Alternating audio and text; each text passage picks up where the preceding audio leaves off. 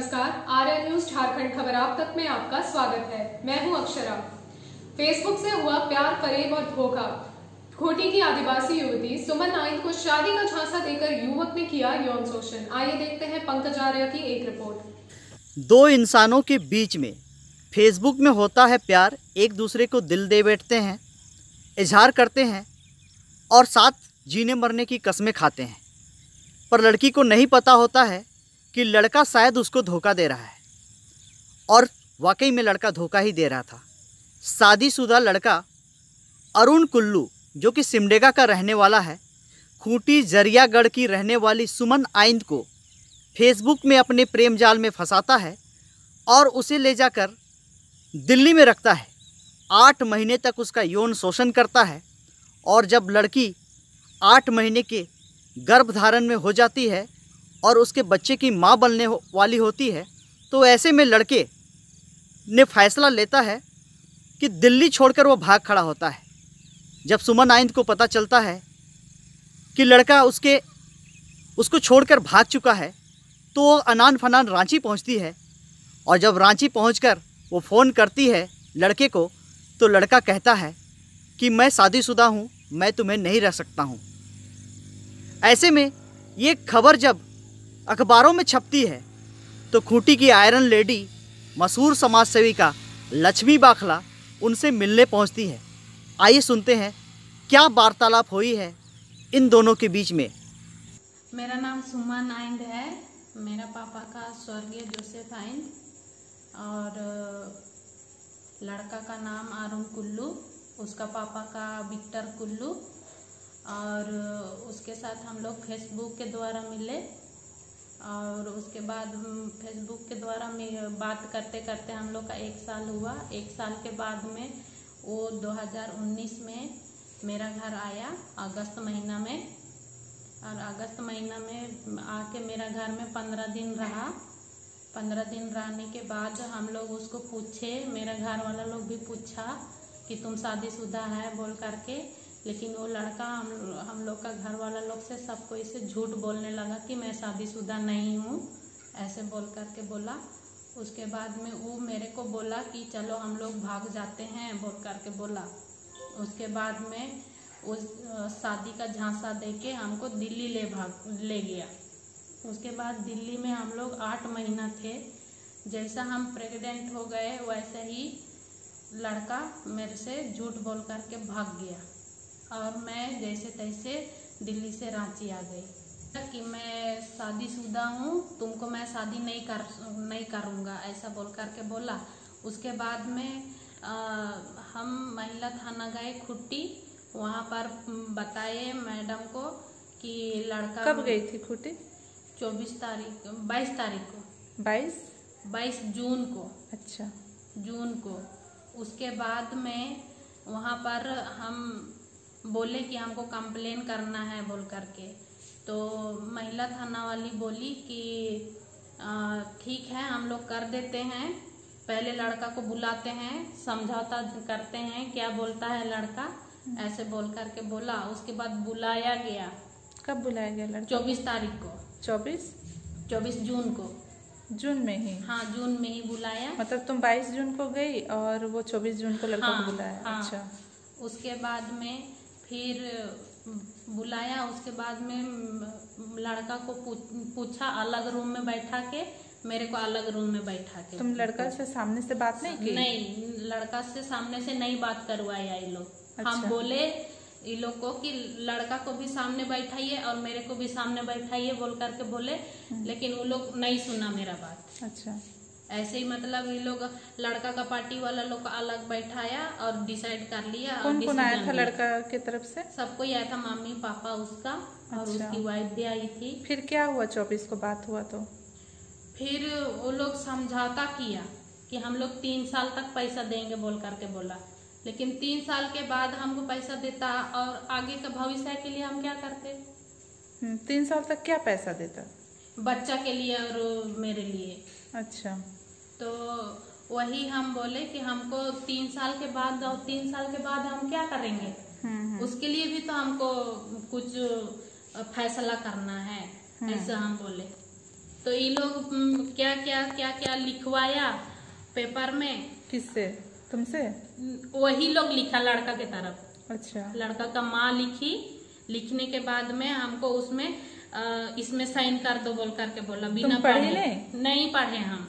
अच्छा। उसको नहीं पढ़े तो हम बोले ये क्या चीज का है बोल करके बोले, तो नहीं इसमें तुम सिग्नेचर कर दो ऐसा बोल करके बोला। बिना देखे। कौन बोला? उसकी माँ भी बोली, लड़का का माँ भी बोली, और वहाँ का जो प्रशासन लोग था 2 जन। कौन था?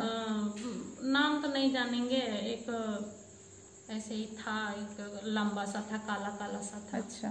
वो था, अकेले था। मीरा मैडम को नहीं बोली जो थाना प्रभारी है उसको? वो नहीं थी, वो तो बाद में आई थी, सब चीज होने के बाद। अच्छा। सब कुछ होने के बाद वो उधर कोर्ट तरफ गई थी। अच्छा। उधर गई थी। उसके बाद में जब पैसा का मैटर में बात हुआ तो हम उन लोग को बोले थे कि हमको हर महीना 15,000 देने के लिए। अच्छा।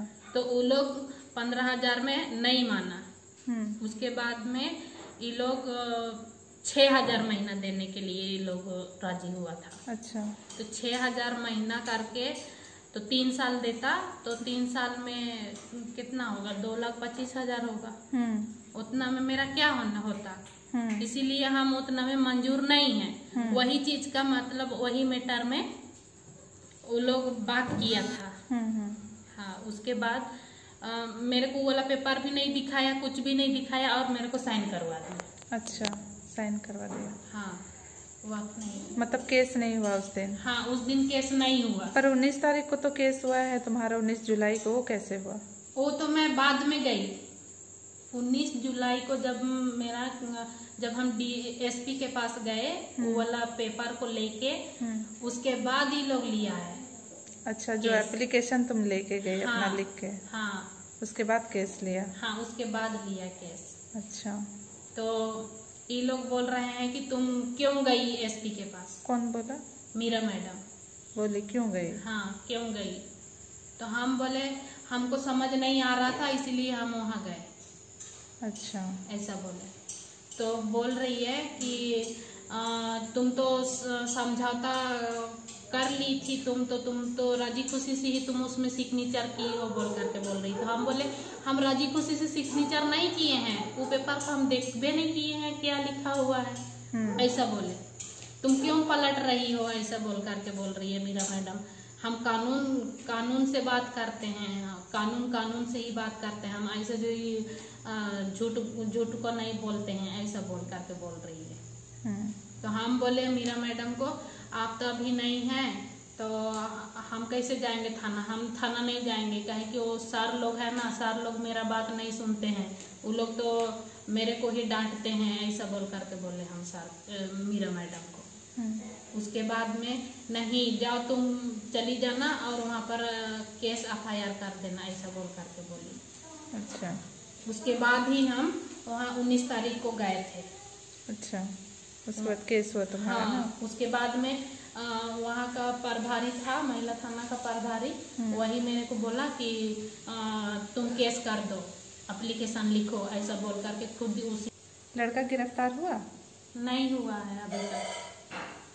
नहीं हुआ है। इस पे तुम नहीं पूछे एक बार भी थाना प्रभारी या? थाना वाला लोग मेरे से बातें नहीं कर रहे हैं। महिला थाना वाला मीरा मैडम को फोन करते हैं तो वो फोन काट देती है, बात भी नहीं कर रही है। अच्छा, तुम की कॉल उसको? हाँ, कब किए थे? कल ही तो किए थे। नहीं उठाई? नहीं उठाई, और अपने से कॉल बैक की थी मेरा मोबाइल में, तो मैं अपना नाम बताई कि मैं सुमन बोल रही हूँ बोल करके, तो उसने वो फोन काट दिया। अपना ये जो भी दुख तकलीफ का बात है ये हम जाने, पेपर में पढ़े, हमको बहुत तकलीफ हुआ इसीलिए आपके पास आए हैं। और आप कभी हिम्मत मत हारिएगा, अपने आप को अकेला मत समझिएगा। कोई भी परिस्थिति हो, किसी भी परिस्थिति में एक महिला होने के नाते आपकी ये बड़ी दीदी हमेशा आपके साथ में रहेगी। ठीक है। तो आपने सुना किस तरह से सुमन आइंद अपनी आप बीती बता रही हैं लक्ष्मी बाखला को। आइए जुड़ते हैं सीधे लक्ष्मी बाखला जी के साथ। लक्ष्मी बाखला जी, आपका बहुत बहुत स्वागत है आर्या न्यूज़ झारखंड में। जी पंकज जी, धन्यवाद। जैसे कि मैं सुमन से मिली, बहुत विडंबना है हमारे इस कानून व्यवस्था की। वो जब केस करने के लिए 8 मंथ प्रेग्नेंट है वो, और जब केस करने के लिए खूंटी थाना महिला थाना जाती है तो उसे वहाँ पे तुरंत उसका केस नहीं लिया जाता है, बल्कि लड़का पार्टी को बुला के और उसे समझौता कराने की कोशिश की जाती है। और उसके बाद जब केस नहीं होता है तो कहीं से सुमन को लगता है कि ये उसके साथ ठीक नहीं हो रहा है, तब वो एसपी के पास जाती है।